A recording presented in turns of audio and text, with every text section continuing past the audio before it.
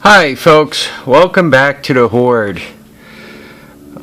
You guys could read all these details here. You can't read that, so let me tell you. 4.5 degrees Celsius and 43% humidity. Let's do today's shout out. Today's shout out is for Sim6699. SIM6699. There you go. He's from the UK. He's got Volvo and a VW Polo. He put up a good video on making it so your Mac doesn't overheat. He's got a bunch of videos up on grass racing. And just chatting with him, he's got a lot of experience with Honda generators, Honda motors in general. Smart guy. The only thing is he doesn't really put up enough videos, so everybody should swing by and ask him to put up a video or more videos. The guy's got a lot going for him. As a matter of fact, he's the guy who won my 1,300 subscriber contest. So yeah, go visit Sim6699 and tell him to make some more videos. We can use some of his experience. Today's video is what the next projects. There's like several of them starting at once. It seems that I'm kind of getting into this mode of, with all this stuff outside, I want to get it running or get it gone, or you know, I got a lot of cool stuff, but what's the use of it if none of it'll move? So this is a bike. I bought this at a car show. It's a Honda Foreman 350. It's a 4x4. Full-time 4x4. It's got a the old straight axle in the front with a pair of springs, kind of a cattle car type of bike. Believe it or not, it drove itself to right into that position, and I'm gonna have a bear of a time getting it into the garage. Because it doesn't seem to want to roll very well. I guess the flat tires aren't helping at all.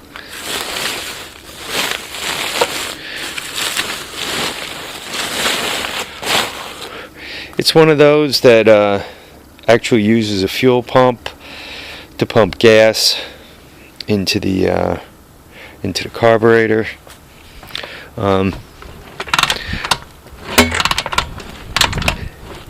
Appears to be in gear. Maybe that's what I should do. I should pop it into reverse and just kickstart it all the way there.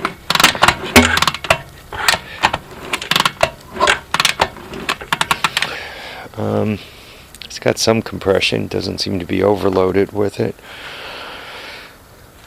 So yeah, this is going to be the next one. I want to get this in the garage, get it fired up if that's what it's going to do, get it cleaned up, get rid of there's like a lot of extra junk on it, so I want to get it cleaned up, get it running, and basically see what I have, see if it's worth putting some time and effort into, or is it just a horrible piece of crap and I shouldn't bother.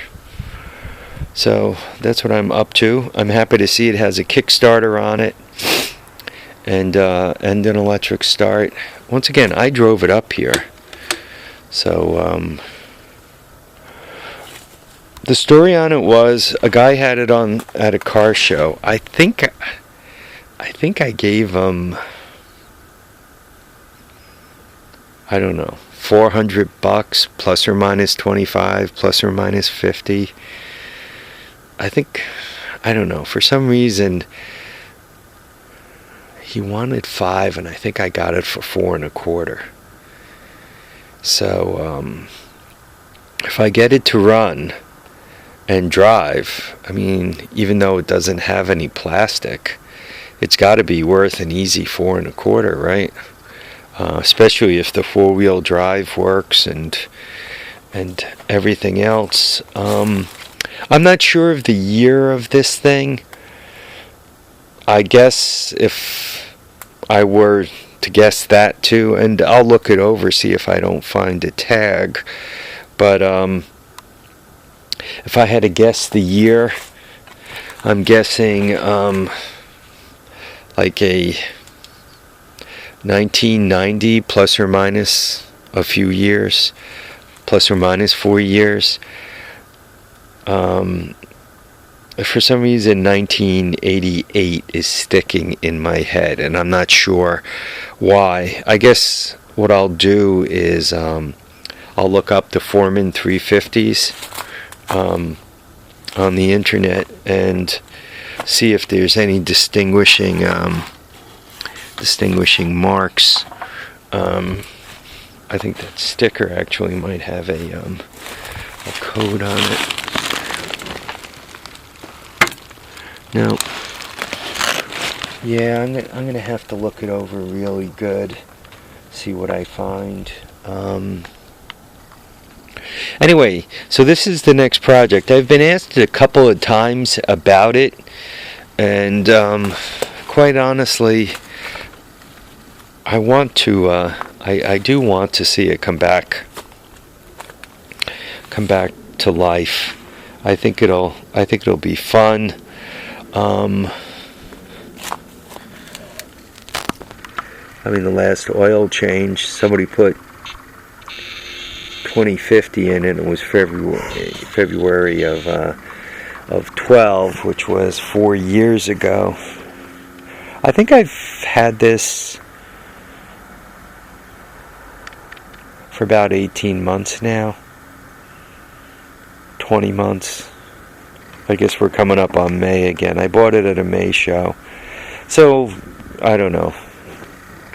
I think just under 2 years. Once again, it managed to drive itself up here. So I'm hoping that I could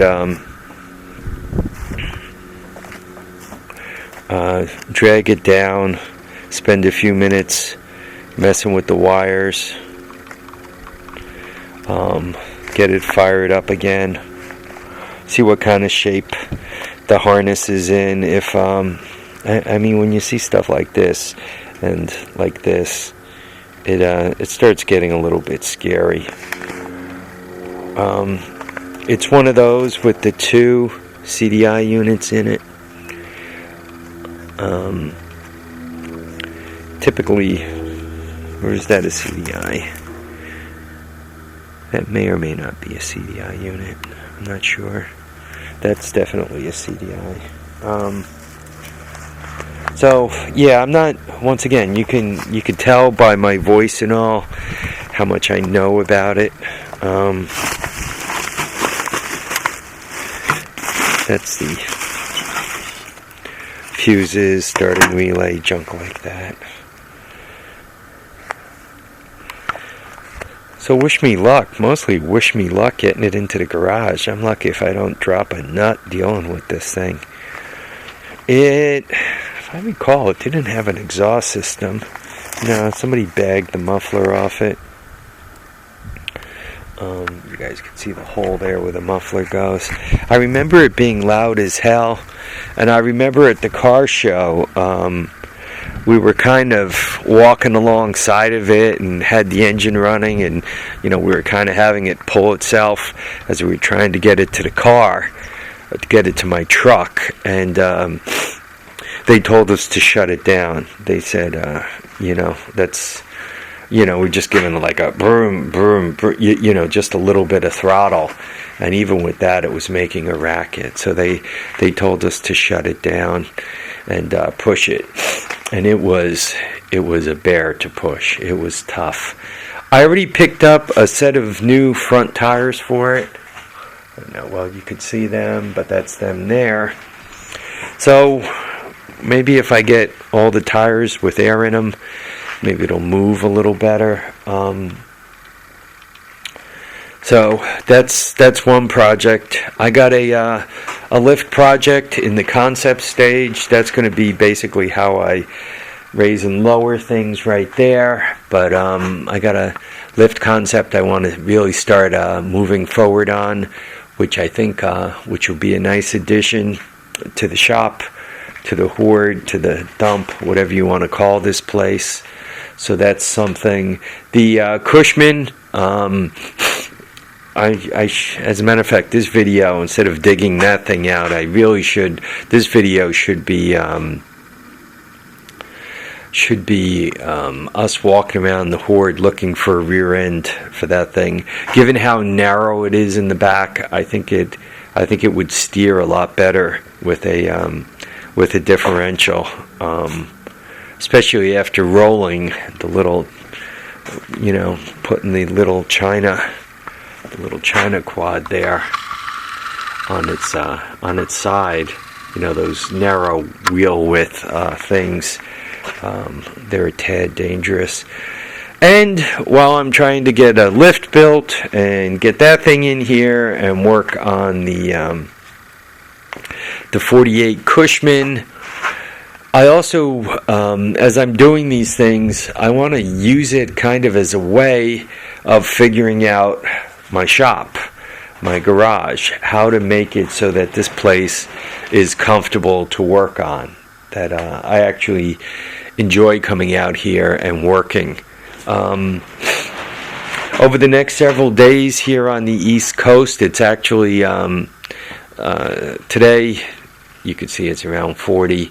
Tomorrow it's supposed to be a little cooler, then a gradual warming trend into next week where it's actually supposed to be somewhat toasty. It's supposed to get up to the 50s. So with that, it'll be a pleasure to work out here. Once again, with tomorrow's rain, I'd really love to get that thing in here, but I literally might have to use a digging bar and move it into this garage inch by inch. It doesn't seem to want to budge, so we'll see.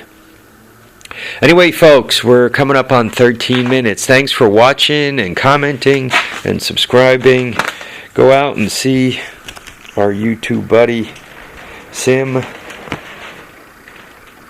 6699. Try to talk him into publishing some of the some videos. He does some really cool stuff. It'd be great if he shared it with us. Okay, folks, once again, thanks for watching, commenting, and subscribing. Remember to keep your feet down, keep your head up, and please get out there and enjoy all your days. Bye now.